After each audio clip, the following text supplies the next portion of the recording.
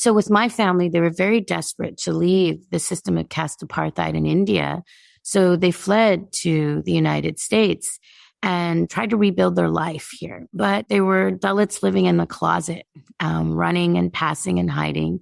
And as a child who grew up in a family that was terrified of being outed, it was extremely traumatic because even though they didn't say the word caste, it was there in the shadow of everything that they did. They hid key details of their life.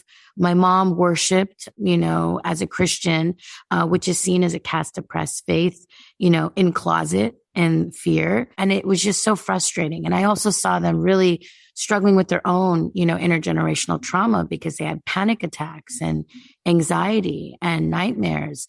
And, as a child, when you don't have language for what's haunting your parents, it makes you become a seeker. A seeker both to what is the structural harm that is shaping what's going on for your people, but also a seeker for the solutions.